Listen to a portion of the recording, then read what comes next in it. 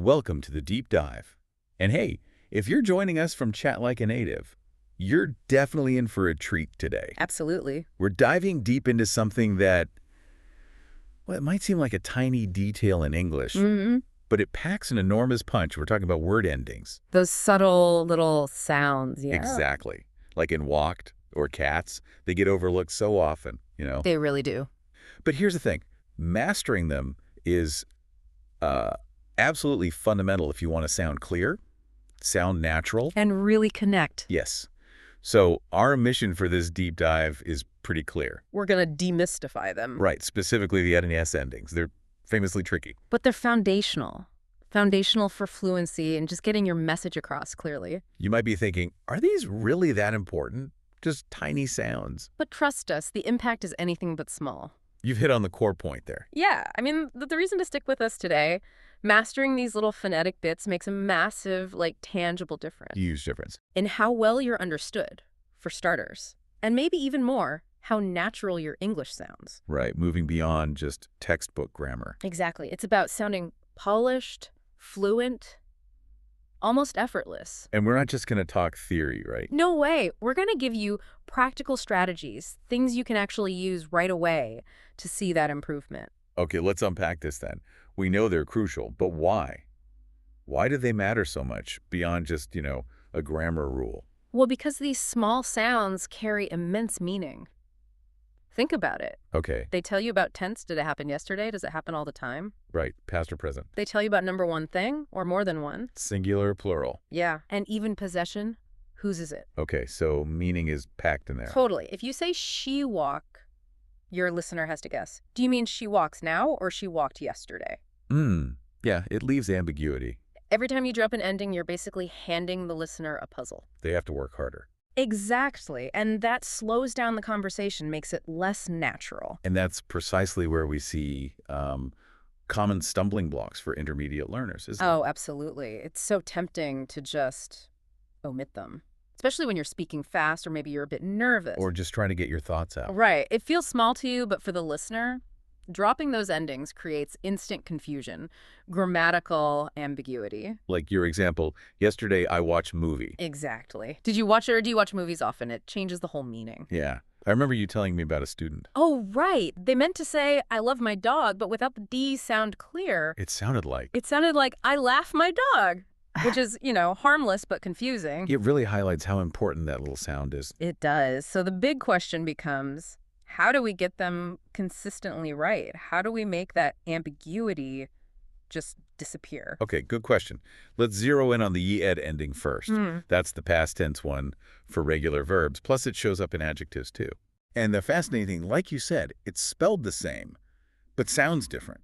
3 distinct ways. And once you get the logic, it actually makes a lot of sense. So what's the first one? Okay, the first pronunciation is relati. This one's quite noticeable because it actually adds a whole extra syllable. An extra syllable, right. You use this when the base verb, the main part of the word, already ends in a te or a d sound. Okay, like. Think want, ends in t. So past tense is wanted, 2 syllables. Wanted, yeah, I hear it. Or land, ends in d. Past tense, landed, again, 2 syllables. Landed. Makes sense. And the reason, which is kind of cool, is efficiency. Our mouths don't like awkward clusters. Trying to say want or land is just hard. Right, feels clumsy. So English pops in that little sound, the schwa. We'll talk more about that later to separate them. Makes it flow. It's like the path of least resistance for your mouth. That makes perfect sense for clarity, too. Okay, so that's seri after T and D. What's the second way? The second way is a crisp T sound, just T. Okay, when does that happen? This happens after what we call unvoiced sounds. Unvoiced. What does that mean exactly? It means sounds where your vocal cords don't vibrate when you make them. You can actually feel this. Oh. Put your hand on your throat. Now make sounds like K or P, F, S. Okay, yeah. No vibration. Exactly. Oh. So when a word ends in one of those sounds, like walk ends in K, the edit sounds like T, walked. Walked. It's sharp. Yeah, quick and sharp. Or laugh ends in F, becomes laughed. Laughed. T. Got it. Like a little puff of air. Precisely. A subtle echo of that unvoiced sound. All right. So not after TD, T after unvoiced sounds. What's the third one? The third one is the D sound. a voiced D. So this one must be after voiced sounds. You got it. These are the sounds that do make your vocal cords vibrate. Try it again. Hand on the throat. Okay. Say any vowel sound like A or E. Ah, yeah, it definitely vibrates. Or consonants like B, B, M, M, M, all voiced. Okay, I feel it. So a word like play ends in a vowel sound, which is voiced becomes played, with that D sound. Played. Soft D. Or love ends in V, voiced, becomes loved. Loved. Okay. And again, it's about natural flow.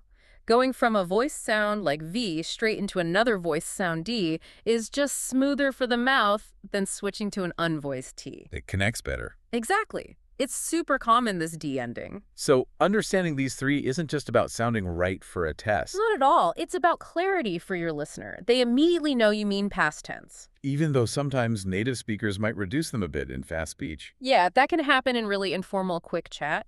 But consciously keeping these sounds sharp, pronouncing them correctly, it makes your English sound much more polished. They're precise. Definitely. Takes away any guesswork for the listener. They can just focus on what you're saying, not struggle to figure out when it happened. Okay, that makes the ed ending much clearer. Yeah. Now, what about the S ending? This one seems even more complicated because it does different jobs. It really does. If ed has its distinctions, S is maybe even more versatile. Right, it can mean plural, like cats. Or possession, like Jack's book. Or that third-person singular verb, she walks. Exactly. 3 different functions, but similar pronunciation rules to ed, actually. Oh, really? Yeah. How so? What are the key distinctions here for the sound? Well, just like ed, the sound depends entirely on the sound that comes right before the is. Okay. So the first pronunciation is just a simple, unvoiced S sound, like a hiss. And that happens after. After those same unvoiced consonants we talked about before, the P, T, K, F, the sounds. The ones with no vibration. Right. So cat ends in T. Plural is cats. Crisp S sound. Cats. Yeah. Or knit becomes knits. No buzz in your throat, just S. Okay, unvoiced sound leads to unvoiced S. Simple enough. What's next? Next is the voice counterpart, the buzzing Z sound. Ah, the Z like in zoo. Exactly. And this happens after any voice consonant like B, D, G, V, M, L, or after any vowel sound. So there's vibration before the S. The S keeps vibrating, becoming a Z. Think dog. Ends in voice G. Plural is dogs. Dogs. I hear the buzz. Or the verb love. Ends in voiced V. Third person is loves. Again, Z. Loves. Yeah. Right, it keeps the voicing going. It maintains that vibration. Okay, so S after unvoiced, Z after voiced. Is it the third one, like with ed? There is, and it's similar to the sound for ed. It's yol. Yells? Yep, yeah, it is. Sort of, yeah. A very short I sound plus the Z. And like red, this adds an extra syllable. Okay, when do we need this extra syllable with S? You use es after what we call sibilant endings. These are the sounds that already have a kind of hissing or shushing quality. Sibilant, like is. Exactly. Is, Z, C, and G. Think about the word bus. Ends in S. Right. Now try adding just another S or Z right after it. Bus. Bus.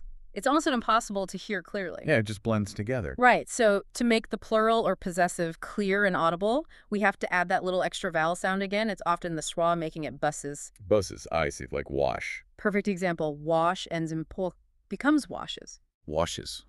Or possessives, like Jack's. If Jack's ends in K, that's just S. But what if it was Chris? Good one. Chris ends in S, a sibilant. So Chris's book would be pronounced with the es ending. Chris. Okay, so that extra syllable is vital for clarity with those hissing sounds. Absolutely vital. And this really shows that the distinction isn't just about sounding nice or proper. It's crucial so listeners know if you mean one or many or who owns something. It avoids confusion. Crystal clear communication. Every time. Now, you mentioned the schwa sound a couple of times there. Ah, yes, the schwa. Let's talk about that. You called it a secret weapon. How does it help make speech sound natural? It really is like a secret weapon. The schwa is, well, it's often described as that super relaxed, kind of lazy sound. It's actually the most common vowel sound in English. You find it everywhere, usually in weak, unstressed syllables. And specifically in these endings we're talking about. Exactly. It pops up in those extra syllable endings. The signing, wanted, and the twos and buses. That little connecting vowel is often a schwa. So what's the benefit of using it? Why is it a secret weapon? The biggest benefit is how much it helps your English sound fast and natural, just like native speakers talk in everyday conversation. How so? Well, when you use the schwa correctly in these endings, your words just flow together more smoothly, more effortlessly. You're not putting heavy stress or a full vowel sound where it isn't needed. It's like sudime. Efficient. Very efficient. Think of it like linguistic glue. It connects things without drawing attention. It helps achieve that rapid, fluid pace that can sometimes be hard for learners to follow or replicate. So mastering the schwa in these spots is key for that natural rhythm. Definitely. It helps avoid sounding robotic or overly careful. Okay, so we've covered the rules, the logic, the schwa, but what does this all mean for you, the listener? How can you actually master these endings so they become, automatic? Right. Let's get practical. Actionable strategies that really work. What's the first step? The very first thing, and it sounds simple but it's powerful, is to really start feeling the difference between voiced and unvoiced sounds. Physically feeling it. Yes. Hand on the throat again. Say laugh. Feel nothing. That's unvoiced F. Laugh. Yep, nothing. And say love. Feel the buzz. That's voice V. Love. Oh, yeah, big difference. Once you can consistently feel that, try the past tense. Laughed ends quick. No buzz. T. Then loved keeps buzzing, ends D. Laughed. Loved. Okay, I feel it. Feeling that vibration, or the lack of it, becomes an intuitive guide. It helps lock the rule in your mind physically. That's a great tip. What else? Building on that awareness, listen and repeat actively. Not just passive listening. No, active listening and immediate repetition. English is so much about rhythm and sound. Use resources like Tim's pronunciation workshop is great for hearing these endings clearly. Right. But don't just listen. Imitate. Copy what you hear. Pay super close attention to those final sounds. Match the rhythm, the ending sound, everything. Mimicry. Exactly. It trains your ear and your mouth simultaneously. What about drills? Are they helpful? Absolutely. Using minimal pairs and specific ending drills is fantastic for building muscle memory. Minimal pairs. Words that sound almost the same. Right. Differing by just one sound. For id, practice saying watched, T, then played D, then wanted. Bass, back to back. Watched, played, wanted. Okay. Same for successions. Cats, dogs, ziger, buses. Cats, dogs, buzzes. You can make little chains. Walked, talked, worked, or reads, needs, speeds. Repeat them. It's not just memorizing, it's physically training your mouth. Building that automaticity. Precisely. Any other strategies? Yes, and this one, well, it can feel a bit weird at first, but it's incredibly effective. Okay. Record yourself speaking. Oh. Listening back to yourself. Yeah, use your phone, whatever, just record yourself talking, maybe reading something or just speaking freely. Then, and this is key, listen back critically. What am I listening for? Listen specifically for those endings. Are you dropping them? Are you using the wrong sound? You might be really surprised by what you hear. I imagine it could be eye-opening. It really is. It gives you that crucial self-awareness. You can't fix a problem if you don't know it exists, right? Recording is like having your own pronunciation coach giving you direct feedback. That's powerful.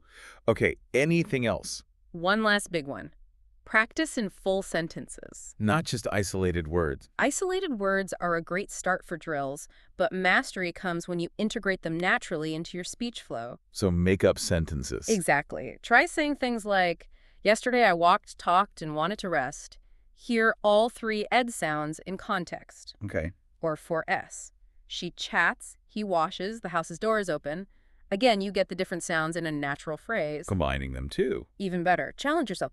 My friend asked T for 3 apples, Z from the boxes, and clean D up. Putting them in sentences makes them feel organic, less like a drill, more like real communication. So it becomes more automatic in actual conversation. That's the goal. Fantastic. Okay, let's quickly recap the absolute key takeaways from this deep dive. The main things to remember. Absolutely. So first, the sound of ed changes. It depends if the verb ends in td, that's hand, extra syllable. An unvoiced sound, T, or odd-voiced sound, D. Got it.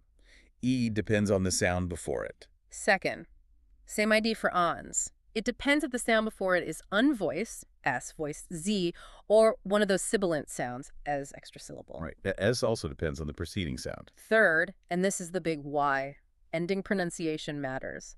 It's not optional fluff. It's crucial for grammar, for clarity, and for sounding natural. It affects how well you're understood and how polished you sound. Precisely. Fourth, remember the schwa. That little sound is your friend for smooth, quick, natural-sounding endings like taran and... Don't make those extra syllables too heavy. Use the schwa. Exactly. And finally, fifth, Practice is key. Deliberate practice. Listening, repeating, getting feedback, recording yourself.